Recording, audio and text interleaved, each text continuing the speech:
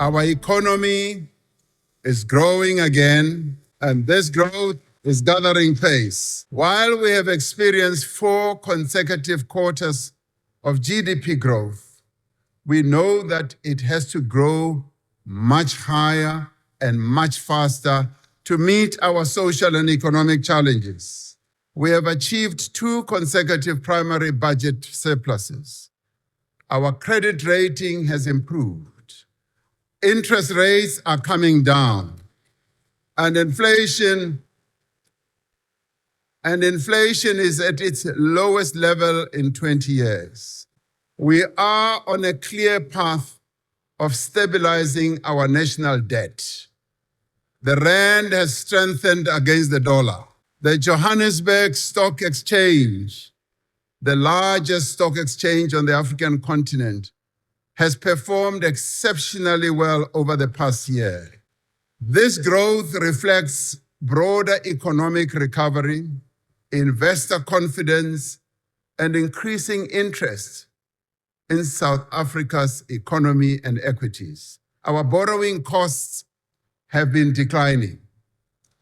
Through Operation Vulindlela, we've made significant progress in accelerating economic reform and opening the way for investment competition. We have brought an end to load shedding and built a more dynamic and resilient energy system. We have made progress in improving the performance of our ports and freight rail lines, steadily increasing the volume of goods that we move in and out of our country. We have restored our passenger rail system. More and more commuters are now able to travel to work on newly locally made trains, significantly reducing their traveling costs. We are investing across our country in roads, in bridges, in rail lines, in ports, in dams, and in solar farms.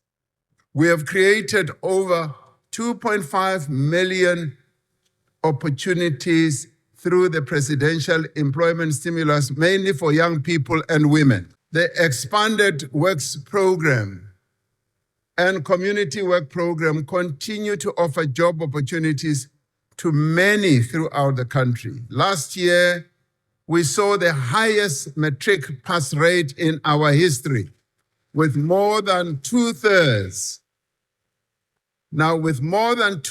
of all bachelor passes coming from schools in the most disadvantaged communities. Now, as the economy continues to grow, the rate of unemployment must come down.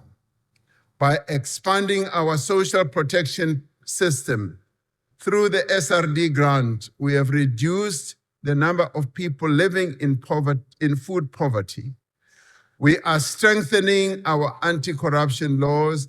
Our country has been removed from the gray list of Financial Action Task Team. We continue to make the progress that was difficult to make in previous years. The work we have done to rebuild key institutions from state capture is showing results. The South African Revenue Service is once again a world-class tax authority. The Investigating Directorate continues with this work and is making progress in the prosecution of those who need to be prosecuted. Most importantly, our democratic system is maturing. Our democratic system is maturing and growing stronger. Confidence is rising amongst investors, business people, and consumers. Now we have a unique window of opportunity to translate these gains into sustained growth. Despite this progress, we must be honest about the challenges that we still face. Although we are moving forward, we must not claim any easy victories. We are still far from where we need to be. For too many people, life remains hard. Jobs are scarce and opportunity is out of reach. South Africans are worried about violent crime and corruption. They are concerned at the state of local government and its inability to deliver basic services in many parts of the country. Delivering inclusive growth and sustainable national development. The Renewed Hope National Development Plan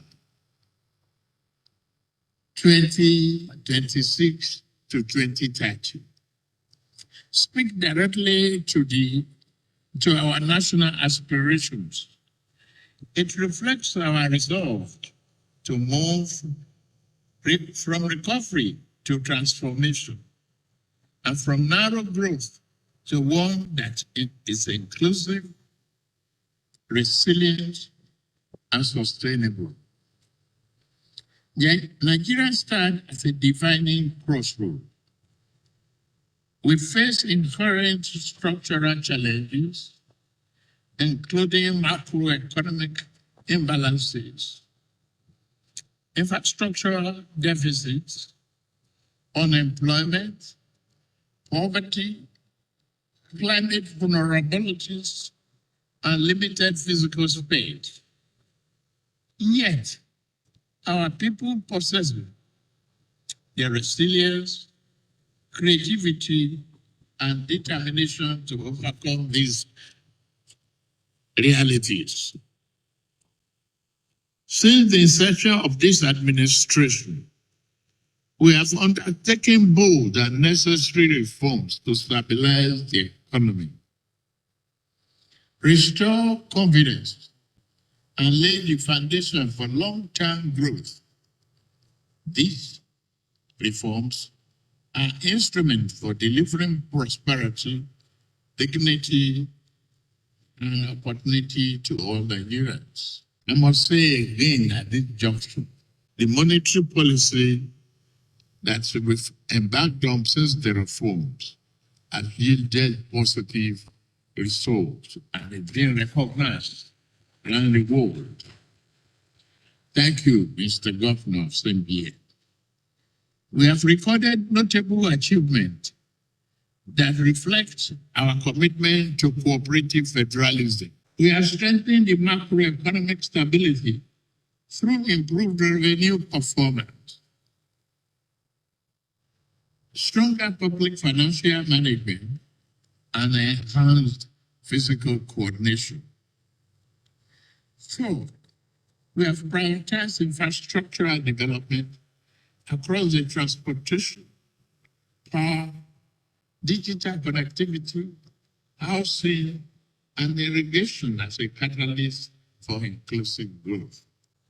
The Renewed Hope World Development Project further demonstrates our commitment to grassroots inclusion through a bottom-up approach to national development.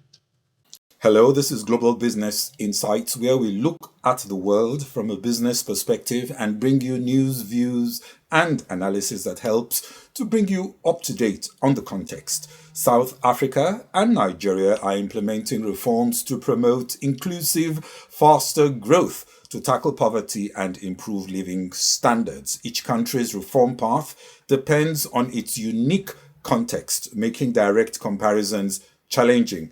President Ramaphosa's recent State of the Nation address suggests optimism for South Africa's recovery, though growth remains modest, with GDP expected to reach 1.4% and 1.5% in 2026 and 2027, with per capita growth increasing only slightly to 0.9%. That's in 2027. Operation Vulindlela, Clearing the Way, is a South African government initiative led by the Presidency and National Treasury and launched in October 2020 to speed up structural economic reforms.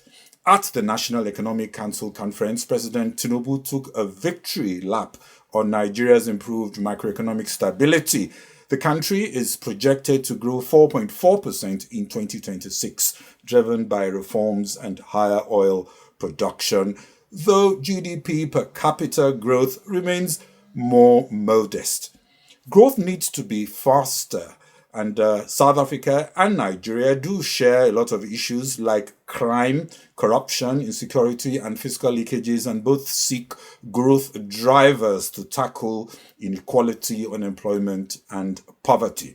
However, Nigeria faces significant legacy challenges such as major investment and infrastructure deficits and a less friendly policy environment.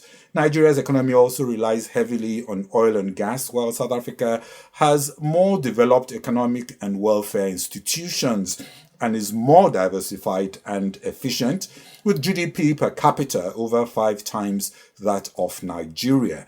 Reforms in Nigeria so far have primarily focused on catching up at the macro level, addressing legacy issues through monetary policy, including FX reforms, financial sector recapitalization, subsidy reform, and tax reforms. These early-stage broad reforms aim to improve the overall environment for growth, especially when outdated policies exist. Catch-up reforms provide catch-up growth opportunities, and progress has increased appeal to investors in South Africa. However, since the start of Lulindlela in 2020, efforts have centered more on challenging micro-level reforms rather than just announcing new legislation. Quick gains are harder to find, and attracting investment is complicated by a tougher global context. Micro-level reform focuses on ownership and enablement. Building ownership cannot be rushed and relies on trust and acceptance of change, fostering commitment and accountability, especially among lower-level subnational entities. Enablement means supplying the resources for lasting policy execution. Digitization is expensive. Reorganization, task redesign, pilot trials are all part of the mix. For Nigeria, with traction on macro reforms, execution has to find wins on the micro side to plug leakages, improve accountability and productivity at subnational entities. South Africa's efforts to fix ports, fight crime, and upgrade infrastructure, including new dams and sanitation, are well directed. In Nigeria, unchecked corruption, scarcity of most basic amenities like clean water, electricity, welfare structures, and sanitation, even in major cities, threatens broader policy successes. Cornelia Gravestein, South Africa-based strategist, cautions that top-down capital and imported frameworks often lead to growth without real development, with global investors aggressive in pushing their own value proposition. Instead, ground-up market building like SMEs, small and medium enterprises, and shared infrastructure hubs lowers costs, reduces risk, and helps scale businesses. Policy should focus on entrepreneurship clusters in industries such as manufacturing, tech, health, and agri-processing, pairing funding with governance, skills transfer, and execution support. Capital without capability is mere speculation, she says. Capital with guidance is true investment. Mega projects and resource investments should boost local value chains and diversification and not perpetuate extraction. Africa has opportunity and capital, but needs adapted micro-level systems for scalable enterprise success. Well, that's it on this special edition of Global Business Insights. This is Bode or Shosami. Please do not forget to subscribe and hit the notification button. Enjoy your weekend. Thanks for watching. Bye-bye.